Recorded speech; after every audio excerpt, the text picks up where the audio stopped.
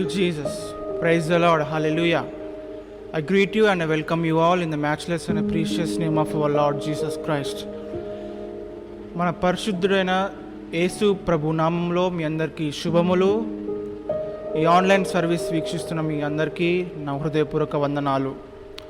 దేవుడు మనల్ని ప్రేమించి భద్రపరిచి కాపాడి గత వారమంతయు గత నెల అంతయు మనల్ని సురక్షితంగా ఆయన రెక్కల క్రింద మనల్ని కాపాడుతూ మరి యొక్క నూతన మాసములోనికి మనల్ని నడిపించి సజీల లెక్కలో మనల్ని ఉంచినందుకు దేవునికి ఒక గట్టి హల్లెలూయా చెప్దాం. హల్లెలూయా, ప్రైజ్ ద లార్డ్.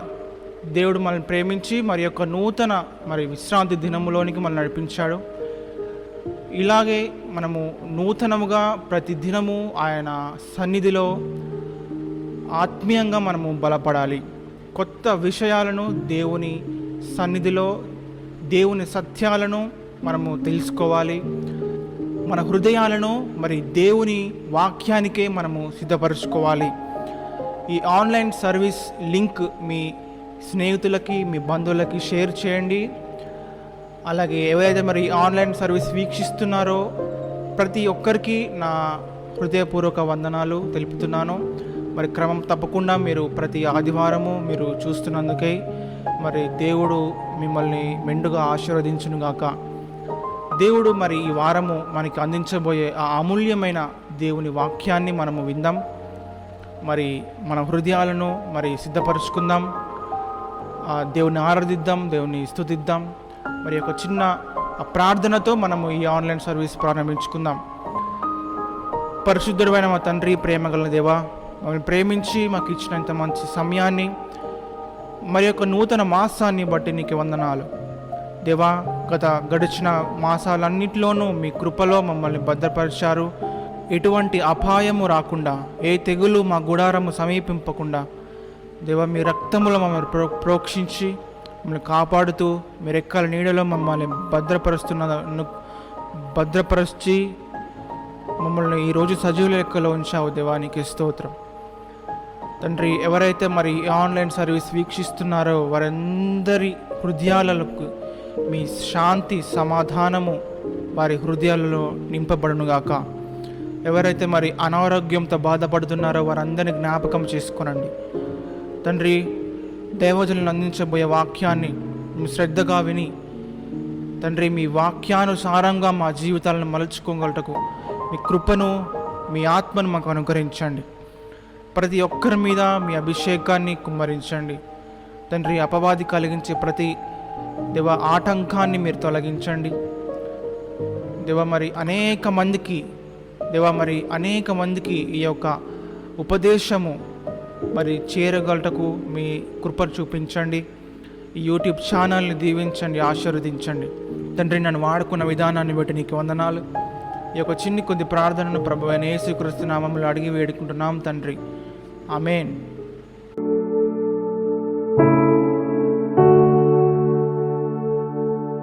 దేవుని పరిశుద్ధ నామములో మీ అందరికీ నూతన మాసపు శుభములు. నూతన మాసములో ప్రతి ఆశీర్వాదములు మీకు కలుగునుగాక. గడిచిన 6 మాసాలు సరిగ్గా సంవత్సరములో సంవత్సరము గడిచిపోయింది, ఇంకా సగం ప్రారంభించబడుతుంది. ఈ జూలై మాసములో మొదటి పరిశుద్ధ దినము ఆదివారం, ప్రభువును ఆరాధించే దినం. 6 రోజులు మనము మన పనులు చేసుకొని 7వ దినం ప్రభు సన్నిధిలో సమాజంగా మనమందరం కలిసి ప్రభువును ఆరాధించే దినం. దేవుడు ఏర్పాటు చేసిన దినం, దేవుడు ఆజ్ఞాపించిన దినం. ఇదెంతో పర్వదినం, పరిశుద్ధమైనది. పాత నిబంధన కాలంలో శనివారము చేయబడే ఈ ఆరాధన మన ప్రభు అయిన క్రీస్తు మరణము నుంచి, శాపము నుంచి, మన సమస్త దోషములను నుండి మనల్ని విడిపించుటకు మరణాన్ని గెలిచిన రోజు, ఆయన సమాధి గెలిచిన దినముగా పరిశుద్ధ దిన ఆదివారమును మన పూర్వీకులు ఆది అపోస్తులు వేసిన పునాది ఆదివారపు ఆరాధన.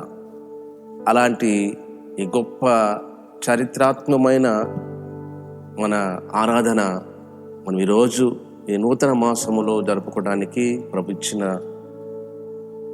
ఈ గొప్ప భాగ్యము కొరకై ప్రభుకు మహిమను చెల్లిద్దాం. అలాగే ఈరోజు మనం మరొక అంశంతో ప్రభు సన్నిధిలో దేవుని వాక్యాన్ని ధ్యానం చేసుకుందాం. ముందుగా చిన్న ప్రార్థన చేద్దాం. అందరం తలలు వంచినట్లయితే. పరిశుద్ధుడు అయిన మా తండ్రి, ప్రేమ కలిగిన దేవా, సర్వాధికారి, సర్వజ్ఞుడవు, సర్వేశ్వరుడవు, సమస్తము చేయగల, చూడగల సామర్థ్యం కలిగిన ఏకైక దేవుడవు, మీకు స్తోత్రము నాయన. గడిచిన 6 మాసాలు మీ కృపా క్షేమములు, మీ కాపుదల, మీ సంరక్షణలో మమ్మల్ందరినీ భద్రపరిచారు. ప్రతి కీడు, అనారోగ్యం, అపాయము నుంచి, శోధన, ప్రాణాపాయం నుంచి తప్పించారు. మరొక నూతనమైన మాసాన్ని మా జీవితాలకు పొడిగించావు దేవా. మరి ఈ మాసములన్నీ కూడా గడిచిన 6 మాసాల కంటే కూడా ఈ 6 మాసములలో మీ ప్రత్యేకమైన కృప, మీ అభిషేకము, మీ ఐశ్వర్యము, మీ ఆశీర్వాదము, మీ ఆనందము, ఆరోగ్యాన్ని మేమందరము సమృద్ధిగా అనుభవించుదుము గాక. మా తండ్రి, మరొకసారి ఈరోజు మీరు మాతో మాట్లాడనే ఉన్న నీ వాక్యం కొరకై, నీ మాట కొరకై నిన్ను స్తుతిస్తున్నాం. నీ వాక్యములో నుండి ఆశ్చర్యకరమైన సంగతులను మేము చూడగలుగునట్లుగా మా అందరి కన్నులు తెరవండి, మా అందరి హృదయాలు తెరవండి, మమ్మల్ని దర్శించండి, బలపరచండి. అలాగే నాయన, నీ వాక్యాన్ని వీక్షిస్తున్న బిడ్డలందరి జీవితంలో అద్భుతములు జరిగించండి నాయన. ఎంతో కాలము నుంచి మా ప్రభువా వారి అనారోగ్యముల చేత బాధపడుతున్నారు, ఆర్థిక సమస్యలతో బాధపడుతున్నారు, అప్పుల చేత బాధించబడుతున్నారు. మా నాయన నానా రకాల సమస్యలతో, శోధనలలో, భయాలలో ఉంటున్నారయ్యా. వారిని ఈ క్షణం వారికి గొప్ప విడుదలను కలిగించమని ప్రార్థన చేస్తున్నాం. నజరేయుడైన యేసు నామములో వారికి సంపూర్ణమైన విమోచన, విడుదల, స్వస్థతను కలుగునుగాక. మా నాయన, మరొకసారి మమ్మల్ని అందరూ దీవించండి. సబ్స్క్రైబర్స్ అందరిని ఆశీర్వదించండి. వారి జీవితంలో నూతన కార్యాలు జరిగించండి. నువ్వు చెప్పావు కదా నాయన, సంవత్సరములు జరుగుచుండగా నూతన కార్యాలు చేస్తానని. దేవా, మరి సంవత్సరం మధ్యలో మేము ఉన్నాం.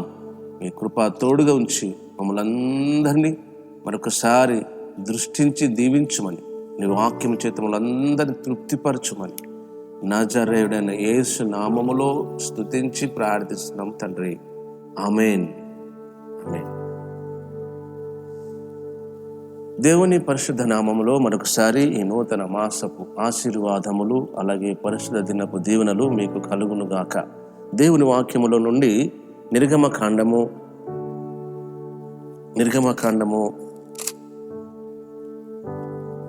14వ అధ్యాయము 13వ వాక్యములో దేవుని వాక్యాన్ని చదువుకుందాం. అందుకు మోషే, భయపడకుడి, యెహోవా మీకు నేడు కలుగచేయు రక్షణను మీరు ఊరక నిలుచుండి చూడుడి. మీరు నేడు చూచిన ఐగుప్తులను ఇక మీదట మరెన్నడను చూడరు. మన పితరులు, మన పూర్వీకులు దాదాపు 430 సంవత్సరాలు బానిస జీవితము జీవించారు. 430 సంవత్సరాలు చాలా హింసించబడ్డారు, ఊచకోతకు గురి చేయబడ్డారు.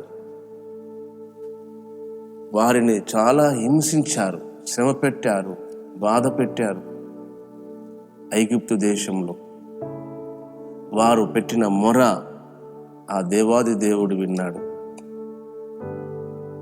వారి కొరకై గొప్ప రక్షకుణ్ణి ఐగుప్తు దేశంలో నుంచి విమోచించుటకై మోషే నాయకత్వంలో వారిని విడిపించుటకై ప్రభు ఆయన ఒక ఆలోచన కలిగి కార్యాలు జరిగించాడు. మనం చదివిన వాక్యములో, మీరు ఊరకనే ఉండి నిలిచి చూడండి, ఊరకనే నిలిచి చూడండి. ఊరకనే ఏమి చేయనవసరం లేదు, ఏ పని చేయనవసరం లేదు, ఏ కష్టపడనవసరం లేదు, ఏ ప్రయత్నము చేయనవసరం లేదు. ఊరకయే మీరు నిలిచి చూస్తూ ఉండండి, నేడు మీకు కలగజే రక్షణ అంటున్నాడు మోషే ద్వారా దేవుడు. కనుక నేడు మీకు రక్షణ కలిగిస్తాను, మీరు ఊరకే నిలిచి చూడండి. ఇప్పుడు చూస్తున్న ఐగుప్తీయులను ఇక మళ్ళెన్నడూ చూడరు. గమనించండి, 430 సంవత్సరాలు, 1 సంవత్సరం కాదు, 2 సంవత్సరాలు కాదు, దాదాపు 400 సంవత్సరాలు పైబడిన ఆ జీవితాన్ని దేవుడు ఒక్కటే నిమిషంలో మారుస్తాను అంటున్నాడు. అది సాధ్యమా? దేవునికి సాధ్యమే, కానీ వినేవారికి సాధ్యమేనా? నిజమేనా? దాదాపు 400 సంవత్సరాలు ఈ ఘోరమైన బతికిన మాకు ఇప్పుడు దేవుడు మీరు ఏమి చేయనవసరం లేదు, మీరు ఊరకయే నిలిచిండి చూడండి, మీకు నేడు కలగబోయే రక్షణను అంటున్నాడు. మీరు చూస్తున్న ఈ ఐగుప్తులను ఎప్పుడు మీరు చూడరు, మిమ్మల్ని బాధ పెట్టేవారు ఇకను మీకు దూరం అవుతారు అని ఆ దేవాది దేవుడు మన పూర్వీకులతో అన్నప్పుడు మన పూర్వీకులు కూడా దానిని ఎంతగానో విశ్వసించారు. ఎందుకంటే వారు అనుభవించిన సమస్య అంత భయంకరమైనది, వారు అనుభవించిన కష్టం అంత బాధాకరమైనది. వాళ్ళని ఎంత కష్టపెట్టారో మన ఒక వాక్యం ద్వారా మనం తెలుసుకోవచ్చు. నిర్గమకాండము 1వ అధ్యాయము 11వ వాక్య భాగము. కాబట్టి వారి మీద పెట్టిన భారములలో వారిని శ్రమపెట్టకు వెట్టి పనులు చేయించు అధికారులను వారి మీద నియమింపగా వారు ఫరో కొరకు ధాన్యాదులను నిలువ చేయు పీతోము రామసేనను పట్టణములు కట్టిరి. అయినను ఐగుప్తులు వారిని శ్రమపెట్టిన కొలది వారు విస్తరించి ప్రబలిది గనుక వారు ఇశ్రాయేలు ఎడల అసహ్యపడిరి. ఇశ్రాయేళ్ల చేత ఐగుప్తులు కఠినముగా సేవ చేయించుకునేది. వారు ఇశ్రాయేళ్ల చేత చేయించుకున్న ప్రతి పని కఠినముగా ఉండెను. వారు జిగట మంటితో పనిలోనూ ఇటుకల పనిలోనూ పొలములో చేయు ప్రతి పనిలోనూ కఠిన సేవ చేయించి వారి ప్రాణములను విసిగించిరి. మన పూర్వీకులు వారి ప్రాణములను విసిగించేంతగా వారిని కష్టపెట్టి ఐగుప్తులు బాధ పెట్టారు. వారు పెట్టిన మొర వారి మూలుగును దేవుడు విన్నట్టు బైబిల్ చెప్తుంది. నిర్గమకాండము 2వ అధ్యాయం గమనిస్తే, అలాగున అనేక దినములు జరిగిన మీదట ఐగుప్తు రాజు చనిపోయెను.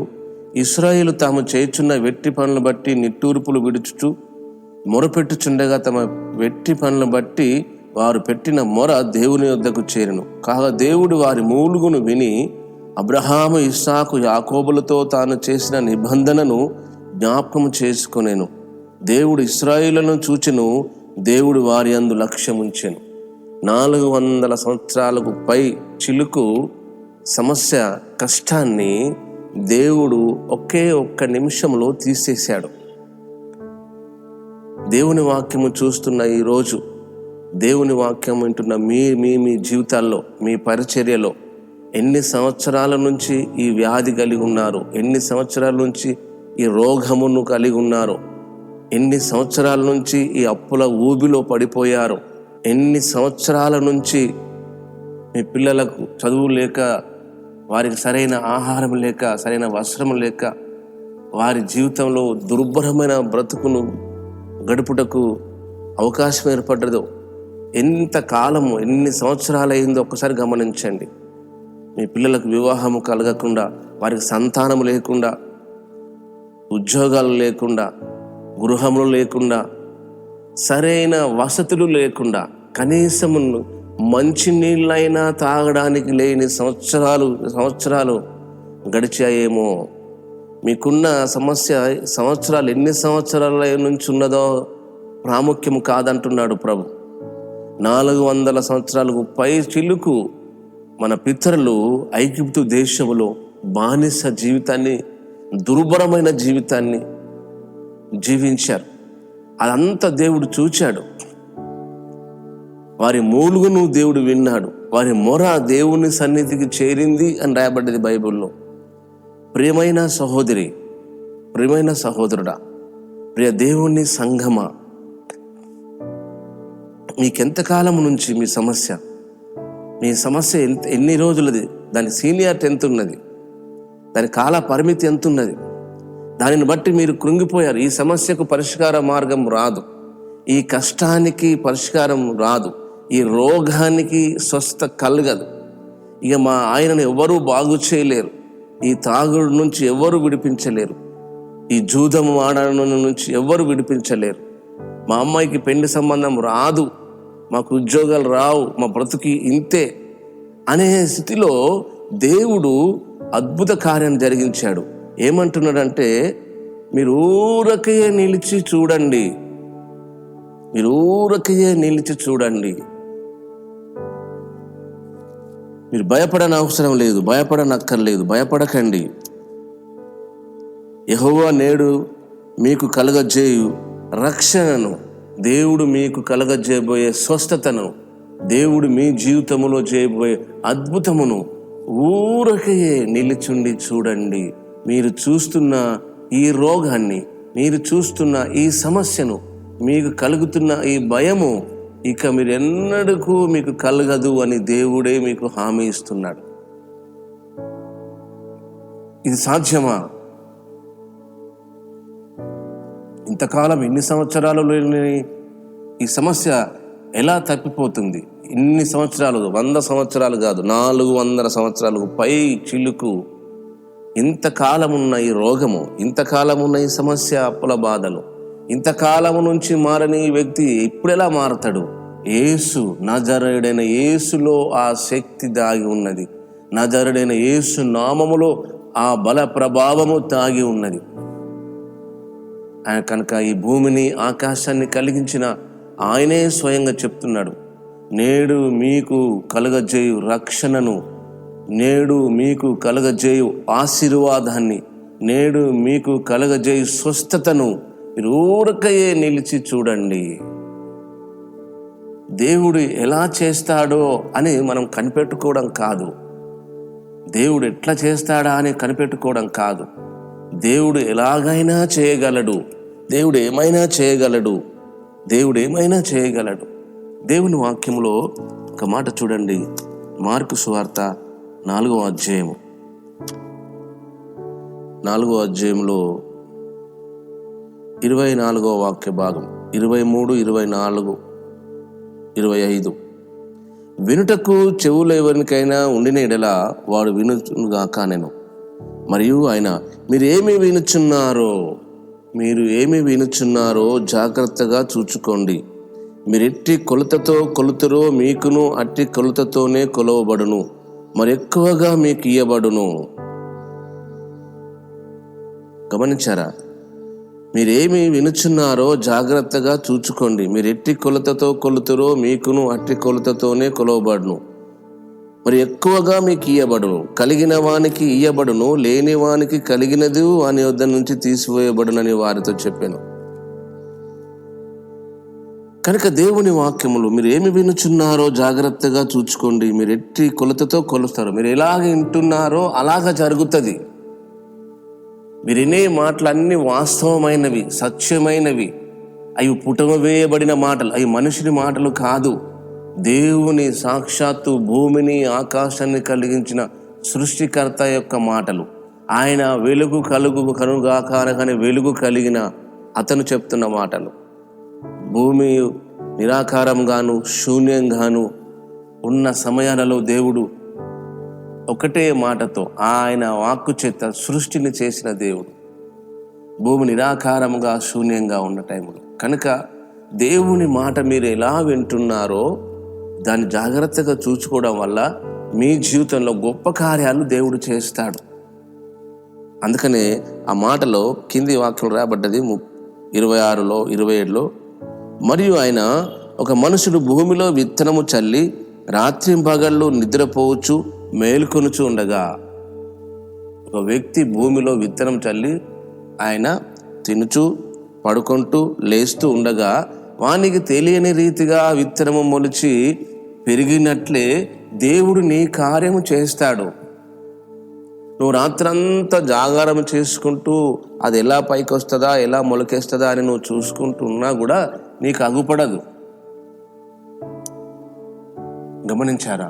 దేవుని కార్యాలు అగమ్య గోచరం, మన ఊహకు అందని కార్యాలు అయినవి. ఎలా జరిగిస్తాడని కనుకంటే ఆయన జరిగిస్తాడు అనే ఒక ప్రగాఢమైన నమ్మకాన్ని మనం కలిగి ఉందాం. నమ్ముట నీ వల్ల అయితే నమ్మువానికి సమస్తము సాధ్యం. ఎందుకు నమ్మువానికి సమస్తము సాధ్యం అంటే, కార్యములు చేయగలిగిన వాడు, సమస్త కార్యములు చేయగలిగిన సామర్థ్యం కలిగిన దేవుడు గనుక, ఆయనకు అసాధ్యమైనది ఏదీ లేదు గనుక, చేయువాడు కార్యములు చేసే యేసు దేవునికి అసాధ్యం అంటూ ఏదీ లేదు గనుక, నమ్ముటని వల్ల అయితే నమ్మువానికి సమస్తం ఎలా సాధ్యము? సమస్తము చేయగల వాని మీద ఉంచాడు గనుక నమ్మకాన్ని సాధ్యమవుతుంది. మీకు అర్థమవుతుందా వాక్యము? కనుక కార్యములు చేయవాడు సామాన్యమైన మనిషి కాడు. ఆయన నిన్ను చేసిన మనిషి, ఆయన నిన్ను చేసిన మనిషి, నీ రూపములో ఉన్న మనిషి. ఆయన రూపములో నిన్ను చేశాడు, ఆయన పోలికలో నిన్ను చేశాడు.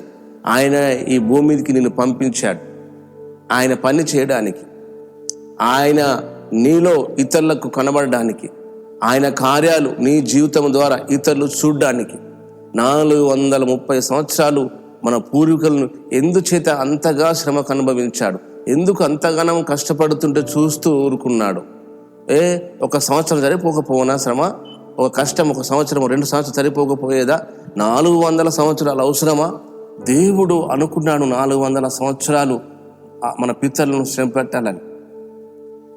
ఐగుప్తు దేశంలో ఉన్న వాళ్ళందరికీ కూడా యెహోవా దేవుడు అంటే ఏంటో తెలుసుకోవడానికి, ఆయన మహిమానిత్యము ప్రజలందరూ తెలుసుకోవడానికి. ఇదేదో నువ్వు పాపం వల్ల, నీ శాపం వల్ల నీకు వచ్చిన రోగం కాదు. నీ శాపము నీ పాపం వల్ల వచ్చే రోగమైన ఆయన పరిశుద్ధమైన శిలువ రక్తం చేత నీ రోగానికి స్వస్థనిస్తాడు. అర్థమవుతుందా? మనం అందరము పాపులమే అని ఆయనకు బాగుగా తెలుసు. మన హృదయంలో ఎల్లప్పుడూ తప్పిపోయే మనుషులమనే విషయం కూడా ఆయన బాగుగా ఎరిగిన వాడై ఉన్నాడు. మనం ఎంత బలహీనులమో ఆయనకు తెలుసు. ఎప్పుడు ఎక్కడ ఎలా పాపము చేస్తామో, ఎలా బొంకుతామో, ఎలా అబద్ధాలాడతామో, ఎలా వ్యభిచరిస్తామో, ఎలా మోసం చేస్తామో, ఎలా మన డబ్బులు వడ్డీకిస్తామో, అప్పుకిస్తామో అంతా చూస్తున్నవాడు ఆయన. మనము చాలా అమాయకులం. ఎవరు చూడట్లేదు అనుకుంటాం, ఎవరికి తెలియలేదు అనుకుంటా అంటాం. పిల్లి పాలు తాగేటప్పుడు కళ్ళు మూసుకొని ఎవరు చూడట్లేదు కదా అనుకుంటుందట. మనము కూడా అలానే చేస్తూ అంటాం. కానీ సర్వశక్తివంతుడు ఆయన అన్నీ చూస్తాడు. మరి ముఖ్యంగా నీ మీద ఒక చక్కటి దృష్టి పెట్టి స్పెషల్గా నిన్నే చూస్తున్నాడు ఆయన. నువ్వు అనుకుంటున్నావు నన్ను ఎవరు చూడట్లేదు అనుకుంటున్నావు. నువ్వు నమ్మినా నువ్వు నమ్మకపోయినా యేసు నీ మీద ఆయన కనుదృష్టి ఉంచి ఉన్నాడని పరిశుద్ధ గ్రంథములో ఆయన ముందే రాసించాడు, నువ్వు నమ్మాలని. యోబు గ్రంథము 34వ అధ్యాయములో 21వ వాక్య భాగం. ఆయన దృష్టి నరుల మార్గం మీద ఉంచబడి ఉన్నది, ఆయన వారి నడకలన్నీ కనిపెట్టి చూస్తున్నాడు. దేవుని దృష్టి నీ మీద ఉంచబడి ఉన్నది. ఆయన నీ నడకలన్నిటినీ కనిపెట్టి చూస్తున్నాడు. మామూలుగా చూడడం కాదు, ఎంతో అబ్జర్వేషన్ కనిపెట్టి చూస్తున్నాడు. నువ్వు కుడికి ఎడమకు తొలగిపోకుండా ఆయన మార్గంలో నడవగలుగునట్లుగా ఆయన చేసే ప్రతి ఉపకారము, ఆయన ప్రతి సహకారాన్ని నువ్వు అర్థం చేసుకోవడానికి ఆయన ఎంతగానో ప్రయత్నం చేస్తున్నాడు. అది నువ్వు ఎరుగుదువా? కనుక మన జీవితాల్లో దేవుని యొక్క కార్యాలు మనం గమనించాలి. కనుక దేవుడు మన జీవితంలో చేయబోయే అద్భుతమును, ఆశ్చర్య కార్యాల పట్ల మనం నమ్మకం ఉంచాలి. మనం నిజమే మన సమస్య, మన కష్టము, మనకున్న ప్రాబ్లం, రోగము, వ్యాధి, అప్పుల బాధలు ఒకవేళ మనం చేసిన మిస్టేక్ వల్లనే ఆయన అనుకుందాం. అయినా కూడా ఆయన పాపుల స్నేహితుడు కదా. పాపులను ఈ లోకంలో క్షమించుటకు, రక్షించుటకు ఆయనకు మాత్రమే అధికారం కలదు కదా. కనుక మన సమస్య ఏదైనా, ఆ సమస్యకు కారణం ఏదైనా అది దేవుడు స్వస్థపరుస్తాడు, దేవుడు బాగు చేస్తాడు. నీ పాపానికి నిన్ను విడిచిపెట్టాడు, నీ సమస్యకు నిన్ను వదిలిపెట్టాడు. దేవుని వాక్యంలో రాయబడ్డది. మార్కు సువార్తలో మాట చూడండి.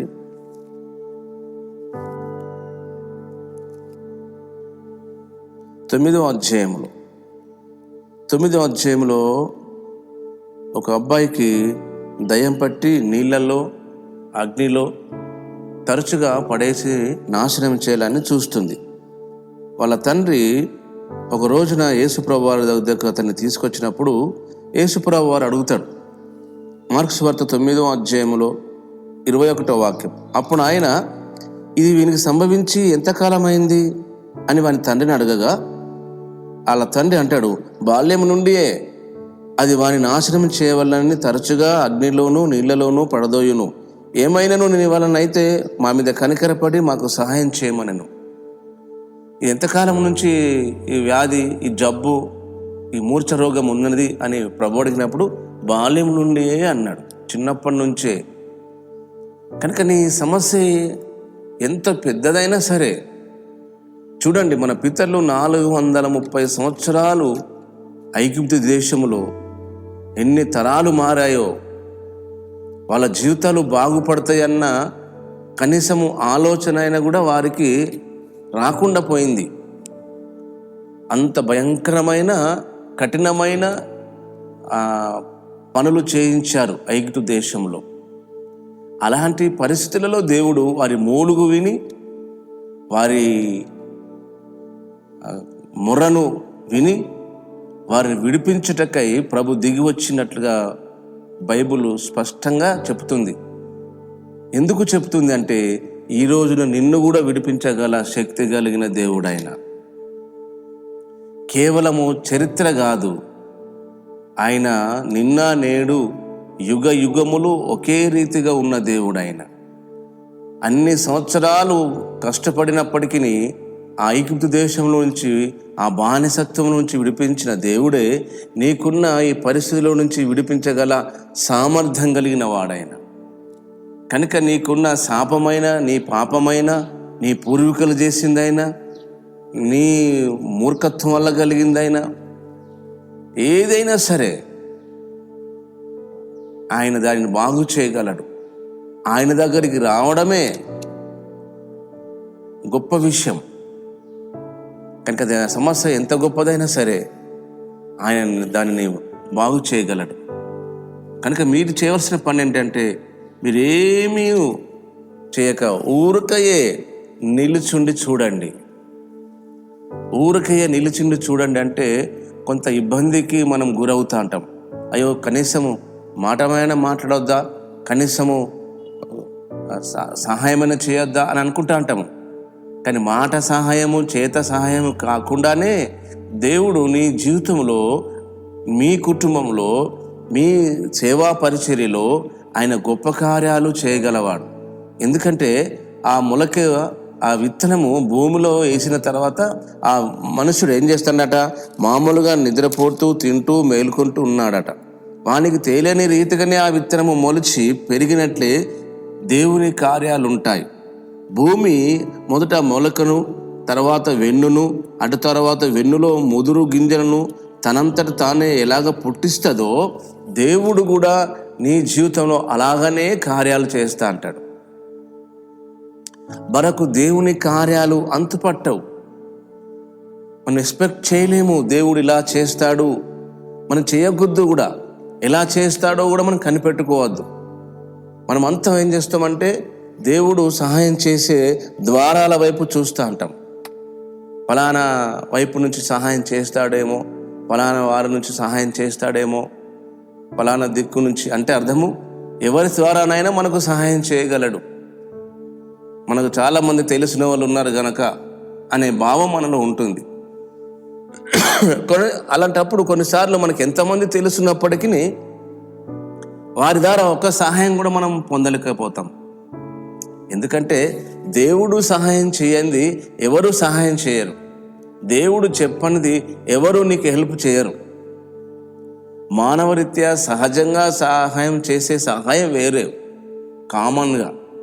కానీ దేవుడు చేసే సహాయం మాత్రం ఖచ్చితంగా ఒక వ్యక్తిని దేవుడు ప్రేరేపిస్తే తప్ప ఆ వ్యక్తి నీకు సహాయం చేయడం. ఆ సహాయం నీకు చాలా ఇంపార్టెంట్. ఆ సహాయం కొరకే మనము మనుషుల వైపు చూస్తూ ఉంటాం. కనుక మనుషులు మనకు ఎంతమంది తెలుస్తున్నంత మాత్రాన అంత సహాయం దొరకదు. మనుషులు లేదన్నంత మాత్రాన సహాయం కూడా దొరకకుండా పోదు. ఒక సందర్భంలో దేవుడు పౌలు గారితో ఒక మాట అంటాడు. చూడండి, అపోస్తల కార్యగ్రంథము.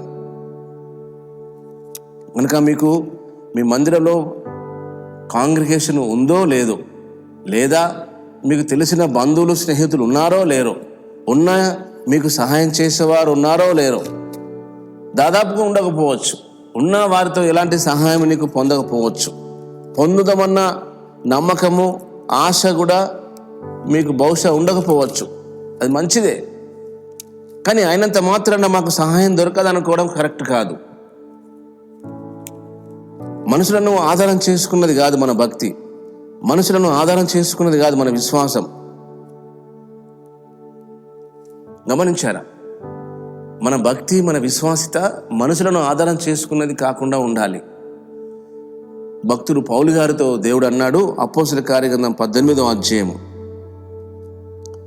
10వ వాక్యం, నేను నీకు తోడై ఉన్నాను, నీకు హాని చేయుటకు నీ మీదికి ఎవడనూ రాడు, ఈ పట్టణములో నాకు బహుజనమున్నదని పౌలుతో చెప్పగా అతడు వారి మధ్య దేవుని వాక్యము బోధించుచు 1 సంవత్సరం మీద 6 నెలలు అక్కడ నివసించింది. గమనించారా? ఆ పట్టణంలో, పౌలు గారు ఉన్న పట్టణంలో పౌలు గారికి ఎవరు తెలియదు. కనుక పౌలు గారికి ఎలాంటి సహాయము అందించబడదు.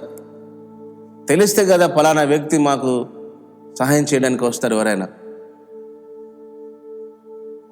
నేనే ఎవరికి దేవునప్పుడు నాకు ఎవరు సహాయం చేయగలుగుతారు? తెలిసిన వాళ్ళు సహాయం చేయగలుగుతారు కదా. కానీ దేవుని కార్యాలు ఎలాగుంటాయంటే, నువ్వెవరికి తెలియకపోయినా కూడా దేవునికి చాలామంది తెలుసు కదా. ఈ పాయింట్ నోట్ చేసుకోండి. దేవునికి మీరున్న పట్టణంలో చాలామంది తెలుసు. వారికి మీరు తెలియకపోవచ్చు, కానీ దేవునికి చాలామంది తెలుసు. ఆ వ్యక్తులకు కూడా దేవుడు తెలియకపోవచ్చు, కానీ దేవుడు వారిని వాడుకుంటాడు. గమనించారా? యెరూషలేము పట్టణం కట్టడానికి కోరేషు రాజును వాడుకున్నాడు. అన్య దేశపు రాజు కోరేషును వాడుకున్నాడు దేవుడు. ఈ రోజున నిన్ను ఆశీర్వదించడానికి, నీకు సహాయపడడానికి, నిన్ను స్వస్థపరచడానికి, నీ పరిచర్యను అభివృద్ధి చేయడానికి, నీ పిల్లలను అభివృద్ధి పరచడానికి, నీ కుటుంబ జీవితంలో అద్భుతాలు జరిగించడానికి ఆయన ఎవరినైనా వాడుకుంటాడు. కోడిని వాడుకున్నాడు, చేపను వాడుకున్నాడు, గాడిదను వాడుకున్నాడు. ఆలోచించారా మీరు? మీకు తెలుసుగా ఈ విషయాలన్నీ. ఆయన వాడుకోవాలనుకుంటే దేన్నైనా వాడుకోగలడు. నీ కొరకు ఏమైనా చేయగలడు. ఆయన నీ కొరకే పరలోకాన్ని విడిచి భూమి మీదికి రాగలిగిన దేవుడు. ఆయనకంటూ ఏది ఆటంకము, అడ్డు, సంకోచము ఏమి ఉండవు. ఆయన నీ మీద దృష్టి పెట్టిండు, అందుకనే నువ్వు రక్షించబడ్డావు. ఆయన ప్రణాళికలు నువ్వు ఉన్నావు. ఈ భూమికి పునాది వేయబడక ఉనిపే ఆయన క్రీస్తులో నిన్ను ఏర్పరచుకున్నాడు. ఆయన ఆదామును చేసినప్పుడే ఆయన మైండ్లో నువ్వు ఉన్నావు. గమనించండి ఈ విషయాన్ని. కనుక నువ్వు రక్షించబడము లేదా యేసు ప్రభులో విశ్వసించడం అనేది ఏదో తాత్కాలికంగా యాక్సిడెంట్గా జరిగిన పని కాదు. అలా కాదు, పని కాదు. అది ప్రీ ప్లాన్డ్గా దేవుడు చేస్తున్న ప్లాన్, ప్రణాళిక. మీ సమస్యలు కూడా ఒక ప్లాన్గానే వస్తున్నాయి. మీకున్న సమస్యలు కూడా ఒక ప్లాన్ ప్రకారంగానే వస్తున్నాయి. మీ శ్రమలన్నీ కూడా ఒక ప్లాన్ పద్ధతిలో వస్తున్నాయి. ఏంటండి శ్రమలు కూడా ప్లాన్గా వస్తున్నాయా అని భయపడకండి. అవును, మీకు వచ్చే సమస్యలన్నీ, మీ శ్రమలన్నీ కూడా ఒక ప్లాన్ ప్రకారంగానే వస్తున్నాయి. ప్లాన్తో ఉన్నాయి శ్రమలు అన్నట్టు. అవి ప్లాన్ లేకుండా వచ్చిన సమస్యలు కాదు. ఒక పథకం ప్రకారమే మీ జీవితంలో శ్రమలు వస్తున్నాయి. యోసేపు యొక్క అన్నలు కూడా ఒక పథకం ప్రకారమే యోసేపు జీవితంలో సమస్యలను సృష్టించారు. అలాగనే యోసేపు కూడా కావాల్సుకుని ఆ అన్నయ్యలను కూడా ఇబ్బంది పెట్టడానికి కావాల్సుకొని వారిని శ్రమలలో పెట్టాడు, ఇబ్బందిలో పెట్టాడు. కనుక ఈ విషయాన్ని గమనించాలి. మన జీవితంలో జరిగే సమస్యలన్నీ అనుకోకుండా వచ్చేటివి కావు. అవి ఒక పథకం ప్రకారమే ప్రభు మన జీవితంలోకి పంపిస్తున్నాడు. వాటిని బట్టి మనం భయపడొద్దు, వాటిని బట్టి కురింగిపోవద్దు. వాస్తవికత అంటే ఏంటో దేవునికి తెలుసు. ఆయన వాస్తవాన్ని చూసేవాడు. ఆయన యథార్థవంతులను ఆశీర్వదించక మానడు ఆయన. కనుక నువ్వు చేసే ప్రతి పని, నువ్వు చర్చికి వెళ్ళే వాళ్ళైతే నీ పరిశుద్ధతను కాపాడుకోవాలి, నీ యథార్థతను కాపాడుకోవాలి. నీ కుటుంబ జీవితంలో, నీ సేవా జీవితంలో, నీ ఉద్యోగ వ్యాపార జీవితంలో ప్రభుకు నమ్మకస్తురాలుగా నువ్వు ఉండాలా. నువ్వు నమ్మకస్తురాలుగా లేకున్నట్లయితే ఆ ఉద్యోగంలో, ఆ వ్యాపారంలో, ఆ పరిచర్యలో నీకు నష్టం ఉంటుంది. అది గమనించాలా. గమనిస్తే నువ్వు చాలిపోతుంది. దేవుడు మళ్ళీ నిన్ను పికప్ చేసుకుంటాడు. కనుక 400 సంవత్సరాలు ఇబ్బంది అనే కొలిమిలో మన ప్రభు వారిని పరీక్షించినప్పటికీ, అన్ని తరాల వాళ్ళు విసిగిపోయినప్పటికీ, దేవుడు వారి జీవితంలో ఆశలేకే గడిచే సంవత్సరాలు చూచినప్పటికీ దేవుడు ఒక గొప్ప వెలుగును వారి జీవితంలో ప్రకాశింపచేశాడు. ఆ ఐగుప్తు బానిసత్వం నుంచి దేవుడు వారికి విమోచన కలిగించాడు. అప్పుడు చెప్పిన మాటలే, మీరు ఊరకయే నిలుచుండి చూడండి, నేడు దేవుడు యెహోవా మీకు అనుగ్రహించే రక్షణను ఊరకే నిలిచి చూడండి. ఎందుకంటే దేవుడు ఏమైనా చేయగలవాడు. దేవుడు ఆ రథ చక్రాలలో ఉండి వారి రథ చక్రాలను ఊడజేశాడు. దేవుడు నిర్గమకాండం ఎలా కార్యం జరిగించాడో చూడండి. ఎలా కార్యం జరిగిస్తాడు అని మనం అనుకుంటాంటాం. ఎలా జరిగించాడు? నిర్గమకాండము 14వ అధ్యాయం, నిర్గమకాండం 14వ అధ్యాయము 17వ వాక్యం. ఇదిగో నేనే ఐగుప్తుల హృదయములను కఠినపరచుదును, వారు వీరిని తరుముదురు.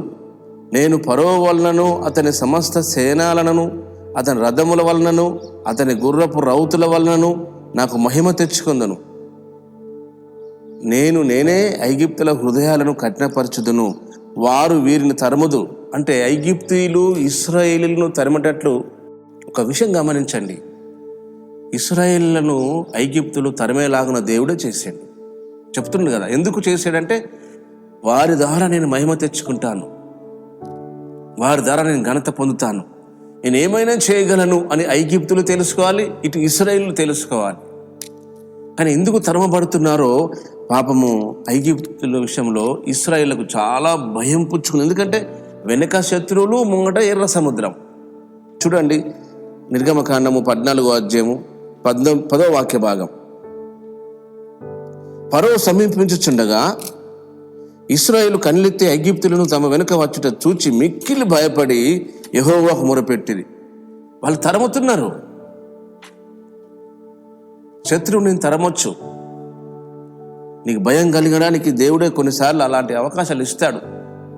కానీ మనము ప్రభు పైననే ఆధారపడడానికి ప్రయత్నం చేయాలి. 20వ వాక్యం గమనించండి. అది ఐగుప్తుల 19:20. అప్పుడు ఇశ్రాయేలు ఎదుట సమూహమునకు ముందుగా నడిచిన దేవదూత వారి వెనుకకు పోయి వారిని వెంబడించెను. ఆ మేఘస్తంభము వారి ఎదుట నుండి పోయి వారి వెనుక నిలిచెను. అది ఐగుప్తుల సేనకు ఇశ్రాయేళ్ల సేనకు నడుమ ప్రవేశించెను. అది మేఘము గనుక అది వారికి చీకటి కలిగను, కానీ రాత్రి అది వీరికి వెలుగిచ్చెను కనుక ఆ రాత్రంతా ఐగుప్తుల సేన ఇశ్రాయేలును సమీపించలేదు. తరమడానికి అవకాశం కల్పించిన దేవుడే వారి తరుముతుంటే వారి మధ్యలో దేవుని దూత వెళ్ళి ఐగుప్తులకు అంత చీకటిని కలిగించి ఇశ్రాయేలుకు అంత ముంగట వెలుగును కలిగించింది. గమనించారా? కనుక శత్రువుకు దేవుడు అవకాశం ఇవ్వచ్చేమో నీ జీవితంలో నష్టపరచమని, కష్టపెట్టమని, ఇబ్బందికరమైన పరిస్థితుల్లోకి తీసుకువెళ్ళమని. అయినను దేవుడు నీకు సహాయకుడిగా ఉన్నాడు, సహాయం చేస్తాడు. ఆయన చేసే కార్యాలు మన ఊహకు అందనివి, మనం ఎక్స్పెక్ట్ చేయకూడని అంతే ఉంటాయి ఆయన కార్యాలు. మనం చేయొద్దు, చేయలేము, చేస్తే టెన్షన్ అవుతుంది. మనం గ్రహింపలేని గొప్ప సంగతులు, గూఢమైన సంగతులను ఆయన చేస్తాడు. ఆయనను చేయనీయాలి ఆ కార్యాలను. మనం కేవలము ఊరకయే చూస్తూ ఉండాలి. నిర్గమకాండము 14వ అధ్యాయం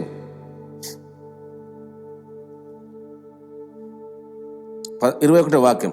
మోషే సముద్రం వైపు తన చేయి చాపగా యెహోవా ఆ రాత్రంతయు బలమైన తూర్పుగాలి చేత సముద్రమును తొలగించి దానిని ఆరిన నేలగా చేసెను. నీళ్లు విభజింపబడగా ఇశ్రాయేలీలు సముద్రము మధ్యను ఆరిన నీళ్ల మీద నడిచిపోయిరి. ఆ నీళ్లు వారి కుడి ఎడమ ప్రక్కలను వారికి గోడ వలె ఉండెను. తూర్పు గాలి చేత దేవుడు ఆ రాత్రే ఆ ఎర్ర సముద్రం అంతని ఆరిపోలా చేశాడు. వర్షం పడితేనే మన ఇంటి ముందున్న నేల ఆరదు. ఒక 2 రోజులు ఎండ కొడితే కానీ ఆరిపోదు. అలాంటిది ఎర్ర సముద్రమును ఒకే ఒక్క నిమిషములో తూర్పు గాలి చేత ఆర్పేశాడు. నీళ్లు అయిపోయాయి, ల్యాండ్ కూడా ఆరిపోయింది. వాళ్ళకు దారి ఏర్పడ్డది. ఇటువైపు నీళ్ళే ఉన్నాయి. వీళ్ళు వెళ్ళే అంత మాత్రం ఆరిన నేలగా చేశాడు. చూడండి ఎంత మిరకల్స్ చేస్తాడు దేవుడు. నీ జీవితంలో చేస్తాడు. భయపడకండి, ఏం జరుగుతుందో అని దిగులు చెందకండి. ఆయనకంతా తెలుసు. ధైర్యంగా ఉండండి. అందుకే దేవుడు ఈ రోజున మీతో మాట్లాడాలని ఇష్టపడుతున్నాడు. కంగారు పడకండి, జడేయకండి. మీ సమస్యలన్నీ ఆయన ఒక ప్లాన్డ్గానే జరుగుతున్నాయి. మీ సమస్యలు అనుకోకుండా వచ్చే సమస్యలు కాదు, పథకం ప్రకారం కలిగే సమస్యలు, శ్రమలు, ఇబ్బందులు. కనుక దేవుడు ఆయన మీతోనే ఉన్నాడు, మీతోనే ఉంటాడు. ఆయన మిమ్మల్ని పిలిచిన దేవుడు, మిమ్మల్ని ఏర్పాటు చేసిన దేవుడు. 23వ వాక్యం, ఐగుప్తులు ఫరో గుర్రములను, రథములను, రౌతులను వారిని తరిమి సముద్ర మధ్యమున చేరిరి. అయితే వేకువజామున యెహోవా ఆ అగ్ని మేఘమయమైన స్తంభము నుండి ఐగుప్తుల దండు వైపు చూచి ఐగుప్తుల దండును కలవరపరిచి వారి రథచక్రమును ఊడినట్లు చేయగా వారు బహు కష్టపడి తోలుచుండిరి. అప్పుడు ఐగుప్తులు ఇశ్రాయేలు ఎదుట నుండి పారిపోదాము రండి, యెహోవా వారి పక్షమున మనతో యుద్ధము చేయుచునని చెప్పుకునేది. వేకువ జామున. మనకందరికి తెలుసు కొద్దో గొప్ప దేవుని వాక్యం. మనల్ని కాపాడువాడు కునుకడు, నిద్రపోడు. వేకువ జామున మనం అందరం హాయిగా నిద్రపోతాం. బహుశా ఇశ్రాయేలు కూడా అంత భయంకరమైన టెన్షన్లో నిద్రమత్తు కలిగి ఉన్నారేమో. కానీ దేవాది దేవుడు మాత్రము వేకువ జామున ఐగుప్తు లేక రథ చక్రాల బొలట్లను ఊడజేస్తున్నాడు. వారికి వీరికి మధ్యలో ఉండి వీరు సమీపించకుండా ఉండడానికి తరమమన్నది తరమటట్లు చేసింది తానే. అదంతా గమనించని ఐగుప్తీయులు తరమడానికి వచ్చినప్పుడు సరిగ్గా మధ్య సముద్రంలో వచ్చేసరికి దేవుడు వారి రథచక్రములను ఊడేటట్లు చేశాడు. 26వ వాక్యం, నిర్గమకాండం 14వ అధ్యాయం. అంతలో యెహోవా మోషేతో ఐగుప్తుల మీదికిని వారి రథముల మీదికిని వారి రౌతుల మీదికిని నీళ్లు తిరిగి వచ్చినట్లు సముద్రం మీద చేయి చాపమనెను.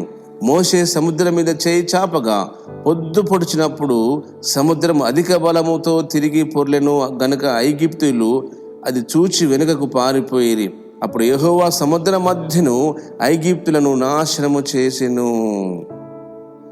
నీళ్లు తిరిగి వచ్చి రథములను రౌతులను వారి వెనుక సముద్రంలోనికి వచ్చిన ఫరో యొక్క సర్వసేనను కప్పివేసెను. వారిలో ఒక్కడైనను మిగిలి ఉండలేదు. మీరు చూస్తున్న ఐగుప్తులను ఇక మీద చూడరు అన్న మాట నెరవేర్చిన దేవుడు నీ జీవితంలో ఎన్ని అవరోధాలైనా, ఎన్ని ఆటంకాలైనా, ఎన్ని అభ్యంతరాలు కలిగినా నీవు నిలుచుంటే చాలు.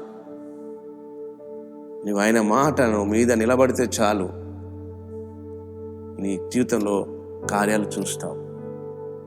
నువ్వు నిలబడడానికే దేవుడు నీతో మాట్లాడుతున్నాడు. నేను పడిపోవడానికి దేవుడు చూడట్లేదు, నేను కట్టడానికే దేవుడు చూస్తున్నాడు. తరమడానికి దేవుడు ఎలాగైతే అవకాశం ఇచ్చాడో, శత్రువుని మీద రావడానికి ఎలా అయితే అవకాశం ప్లాన్గా చేశారో, నేను కాపాడడానికి అంతకంటే ఎక్కువ ప్లాన్తో ఉన్నాడు దేవుడు. కనుక ఇది మర్చిపోవద్దు. అన్ని సంవత్సరాలు శ్రమను అనుభవించిన, అన్ని తరాల మనుషులు శ్రమను అనుభవించిన వాళ్ళు ఊహకైనా వారికి అనిపించదు సహాయం దొరుకుతుందని.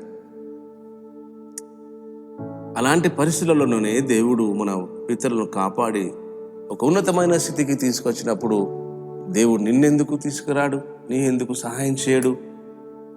ఆలోచించండి. రోమీలకు రాసిన పత్రిక, పౌలు గారు రోమీలకు రాసిన పత్రిక 8వ అధ్యాయము 32వ వాక్య భాగం. వాక్యం. తన సొంత కుమారుణ్ణి అనుగ్రహించుటకు వెనుదీయక. అయితే 31 చదువుదాం. దేవుడు మన పక్షమై ఉండగా మనకు విరోధి ఎవరు? బహుశా ఐగుప్తులు మన విరోధులే కావచ్చింది విరోధులే, తరుముతున్నారు కూడా. కానీ తరమడానికి అవకాశం ఇచ్చింది దేవుడే. ఎందుకంటే దేవుని యొక్క అద్భుతము, శత్రువు అనేటోడు లేకుంటే మనం ఎలా విజయం సాధిస్తాం? ప్రాబ్లం ఉండాల, శత్రువు ఉండాలి మనకి, అప్పుడే మనం హీరోలం అవుతాం. పోటీ లేకుంటే ఎట్లా నీకు ప్రైజ్ వస్తుంది?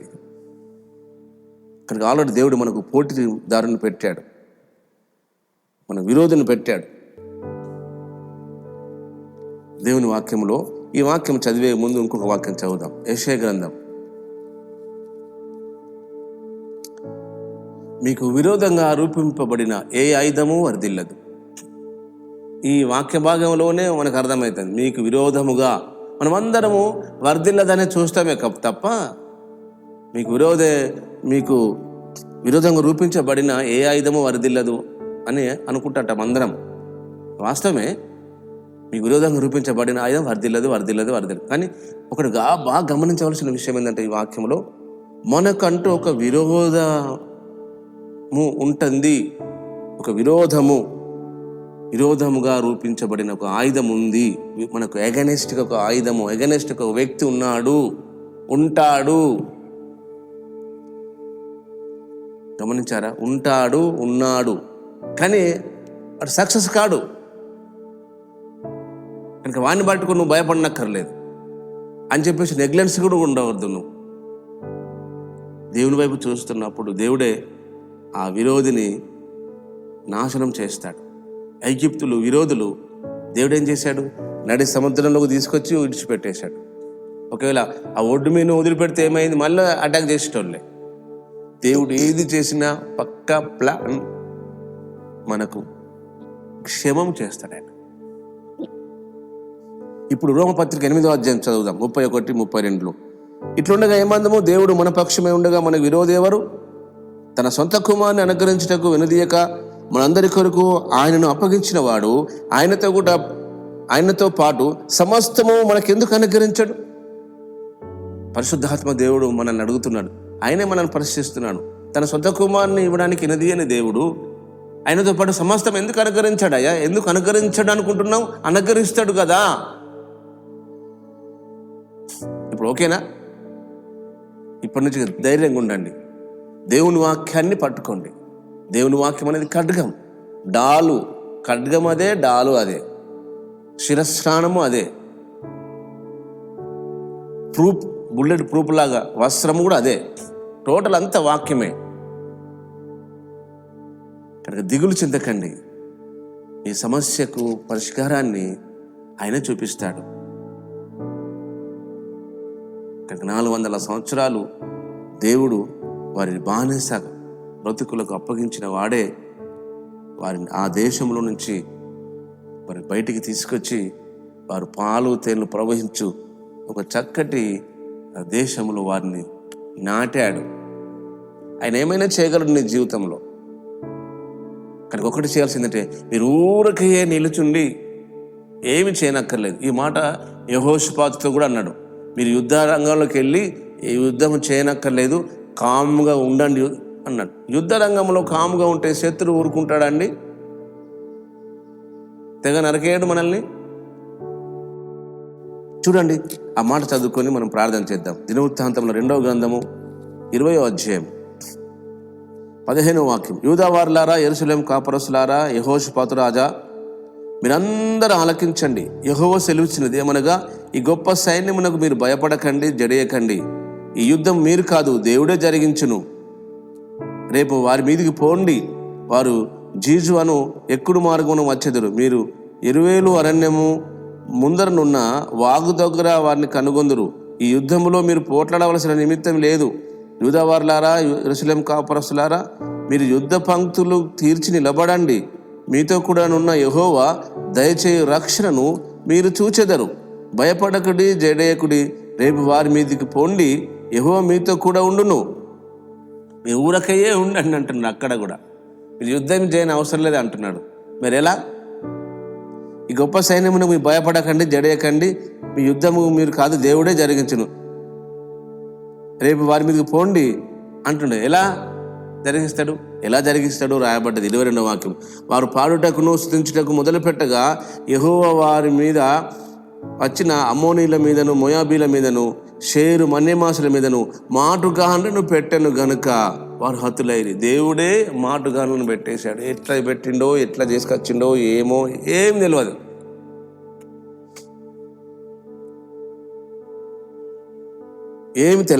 ఎలా జరుగుతుందో తెలియదు మనకి. ఎలా జరుగుతుందా అని ఆలోచించనక్కర్లేదు. అదే మన ప్రాబ్లం. ఎలా జరుగుతుందా అని ఆలోచించడమే పెద్ద ప్రాబ్లం. అది తీసేసుకోవడానికి మనం ప్రయత్నం చేయాలి. ప్రసంగి గ్రంథం 11వ అధ్యాయంలో 5వ వాక్య భాగం. చూలాలి గర్భమందు ఎముకలు ఏ రీతిగా ఎదిగినది మీకు తెలియదు, గాలి ఏ త్రోవను వచ్చునో ఎరుగవు, అలాగనే సమస్తమును జరిగించు దేవుని క్రియలను ఎరగవు. చూలాలి గర్భంలో ఎముకలు ఏ రీతిగా ఎదుగుతున్నది అనే సంగతి మనకు తెలియదు. అలాగనే సమస్తం జరిగించే దేవుని క్రియలు, దేవుని కార్యాలు మనకు తెలియయి. కనుక మనం తెలిసిన వాళ్ళ మీద దృష్టి పెడతాము, తెలియకుంటే మాత్రం భయపడుతూ ఉంటాం. మనకెవరు తెలియదు కనుక మనకు ఎలా సహాయం దొరుకుతుంది అనేసి. మనకెవరు తెలియనక్కర్లేదు, తెలిసిన వాళ్ళు ఉంటే వారి మీద దృష్టి పెట్టనక్కర్లేదు. నిన్ను పిలిచిన దేవుడు, నేను రక్షించిన దేవుడు, నీకు ఈ ఉద్యోగం ఇచ్చిన దేవుడు, ఈ వ్యాపారం ఇచ్చిన దేవుడు, ఈ ఫ్యామిలీని ఇచ్చిన దేవుడు, ఈ మహిమ కలిగిన పరిచర్యను ఇచ్చిన దేవుడు ఆయన చూసుకుంటాడు. నువ్వు ఆయన వైపు చూడు. విశ్వాసమునకు కర్తయు ఆ విశ్వాసాన్ని కొనసాగించే యేసు వైపు చూస్తూ నీ ముందు ఉంచబడిన ఆ పందెం అనే పోరాటంలో ఓపికతో పరిగెత్తండి. నువ్వు ఆటోమేటిక్గా ప్రభు వైపు చూస్తే నీకు అవన్నీ ఆయనే సహాయం చేస్తాడు. ఆయన వైపు చూడడమే తరువాయి.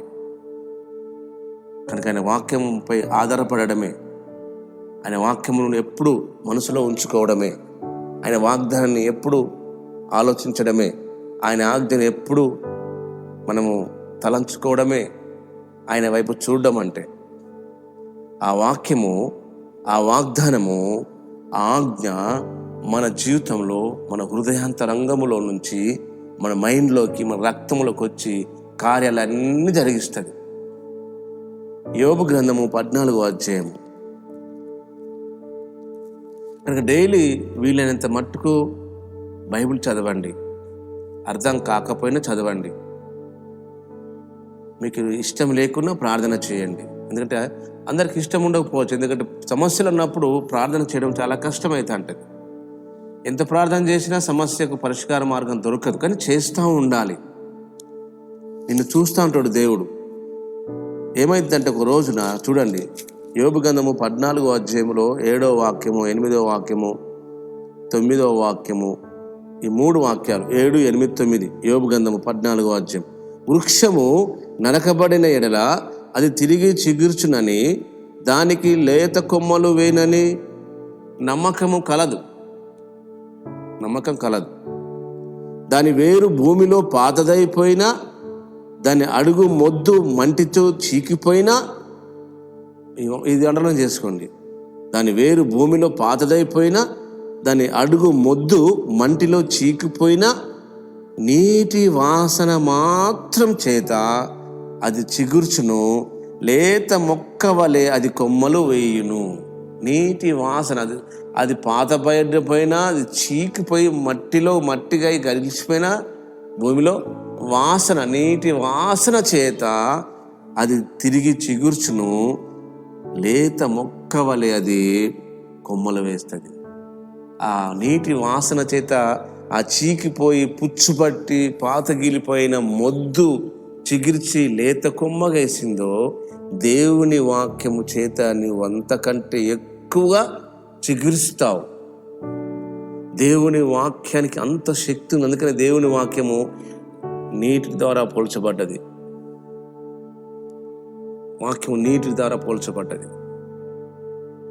నీరు వాక్యముకు పోల్చబడ్డది, సాదృశ్యంగా ఉన్నది.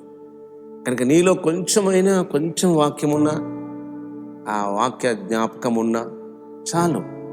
ఆ ఆజ్ఞే నిన్ను బ్రతికిస్తుంది. ఆ ఆజ్ఞ నిన్ను తప్పు చేయకుండా కాపాడుతుంది. ఆజ్ఞను గైకునివాడు తన్ను తాను కాపాడుకొనగలవాడు. గమనించారా? వాగ్దానం నమ్మినట్లయితే ఆ వాగ్దానమే మన జీవితంలో మనం ఎక్కడికి వెళ్ళాలో తీసుకెళ్తుంది. ఇక్కడ దేవుని వాక్యము మన పాదములకు దీపము, మన త్రోవకు వెలుగుగా ఉన్నది. అది దేవుని వాక్యము ఎన్నో రకాలుగా, ఔషధముగా, జ్ఞానముగా, తెలివిగా, ఎన్నో రకాలుగా, వివేకముగా. వాక్యం చదవండి, వాక్యం వినండి. వినుట వలన విశ్వాసం కలుగుతుంది. అది దేవుని గూర్చిన, యేసుని గూర్చిన మాట వలన కలుగుతుంది. ఎంత చక్కటి కార్యం! కనుక ఏం చేయకుండా ఎట్లా జరుగుద్ది పాస్టర్ గారు అంటే, మరి చూస్తున్నారు కదా ఇప్పుడు. మరి యెహోషాపాతు ఏమీ చేయలేదు, మన పితరులు ఇశ్రాయేలు ఏమీ చేయలేదు. మౌనం కాముగా వెళుతూనే ఉన్నారు ఆ ఎర్ర సముద్రంలో పడి. వాళ్ళ వెనక రథాలు వస్తున్నాయి, వీళ్ళన్నా నడిచిపోతుంటారు, వీళ్ళని తరుముతున్నారు వాళ్ళు. కానీ వాళ్ళ రథాలలోనే ఆ రథ చక్రాలను దేవుడు ఊడిపోయేటట్లు చేశాడు. ఆ విషయం మన పితరులకు తెలియదు. వాళ్ళతో పాటే ఉన్నాడనే సంగతి. దేవుడు వాళ్ళతో పాటే ఉన్నాడు. మోషే ప్రార్థన చేస్తే, ఎందుకు ప్రార్థన చేస్తున్నావు, నీ చేయి చాపనగానే సముద్రం 2 పాయలే అయిపోయింది. అక్కడితో అయిపోయింది కథ. వాళ్ళతోటే పాడున్నాడు. వాళ్ళతో పాడున్న సంగతి దేవునికి తెలియదు, మన పితరులకు తెలియదు. నీతో పాడున్న సంగతి నీకు తెలియదు. నువ్వు సమస్యనే చూస్తున్నావు. ఒక పథకం ప్రకారంగా కలిగిన శ్రమ అని కూడా నీకు తెలియదు. నిన్ను ఆశీర్వదించబడడానికి, నిన్ను దీవించబడడానికి, నిన్ను హెచ్చించడానికి, నిన్ను స్వస్థపరచడానికి నీకు కలిగిన ఇబ్బందులు. ఎందుకంటే దేవుని శక్తి నీ మీద నిలిచి ఉండాలి, దేవుని ప్రభావ మహిమ నీపై ఉండాలి, దేవుని తేజోమహిమైన ఆ దృష్టి నీ మీద పడాలి అంటే నీకు ఈ ప్రాబ్లం ఉండాలి, ఈ సమస్య రావాలి, ఈ కష్టం రావాలి. భక్తుడు పౌలు గారు రాసిన కొరింథీ పత్రిక 2వ పత్రిక 12వ అధ్యాయం 10వ వాక్యం, నేను ఎప్పుడు బలహీనుడనో అప్పుడే బలవంతుడను, కనుక క్రీస్తు నిమిత్తము నాకు కలిగిన బలహీనతలలోను, నిందలలోను, ఇబ్బందులలోను, హింసలలోను, ఉపద్రవములోను నేను సంతోషించుచున్నాను. ఎందుకు? దేవుని శక్తి నా మీద నిలుస్తుంది కనుక.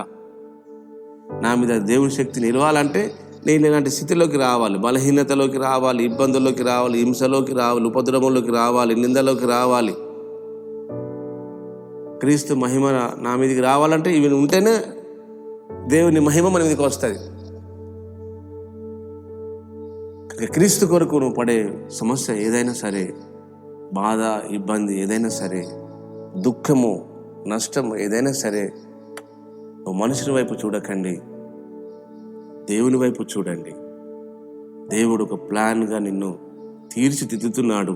నీ కుటుంబ జీవితాన్ని, నీ సేవా పరిచర్యను, నీ ఉద్యోగ జీవితాన్ని, నీ వ్యాపార జీవితాన్ని దేవుడే మోటివేషన్ చేసి ఒక ప్రతిష్టమైన, ఒక సాక్షార్థమైన వ్యక్తిగా, కుటుంబంగా మిమ్మల్ని నిలబెడతాడు. అటు కృప ప్రభు మనకందరికీ అనుకరించి తన కృపలో వర్ధిల్ల చేయను గాక. ఆమేన్. ప్రార్థన చేద్దాం. తలలు వంచండి.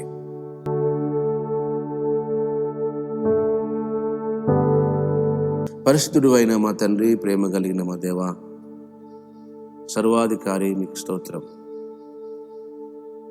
ఊరకే నిలిచి చూడండి, నేడు మీకు అనుకరించే రక్షణను అని అన్నారు. మా నాయన ఎంతో కాలం నుంచి ఎన్నో సమస్యలలో ఉన్న దేవాని ప్రియ జనాంగము నీ వాక్యము చూస్తున్నారు నాయన.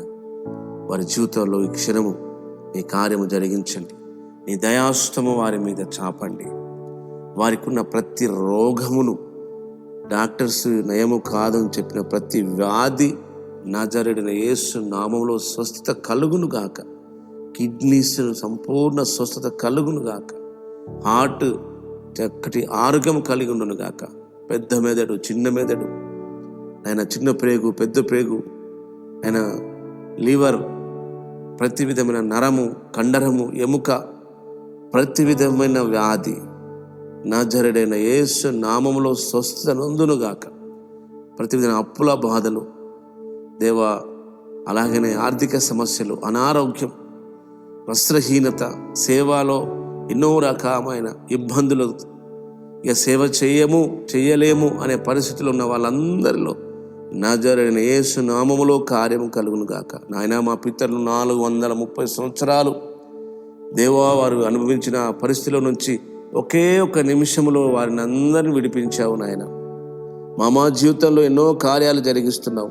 ఇదిగో ఈరోజు వాక్యము చూస్తున్న బిడ్డల జీవితాల్లో ఏ సమస్యతో ఉన్నారో అది ఇకను వారి కనబడకుండా పోను కాక ఆ సమస్య. ఇక మీరు చూస్తున్న ఐగుప్తులు మీరు చూడరన్నావు, అలాగే జరిగించావు. ఈ వాక్యము వింటూ చూస్తున్న బిడ్డలందరి జీవితాల్లో వారి సమస్యలు కూడా ఇకను వారికి దూరమగును గాక. అద్భుతములు జరిగించండి. మా దేశమును దీవించండి, మా దేశమును కాపాడండి, మా దేశమును జ్ఞాపకం చేసుకునండి, మా నాయకులను జ్ఞాపకం చేసుకునండి. ఈ మాసంలో రావాల్సిన సమృద్ధికరమైన ఆశీర్వాదం మేమందరము అనుభవించుదుము కాగా. నజరేయుడైన యేసు నామములో ప్రార్థిస్తున్నాం తండ్రి, ఆమేన్.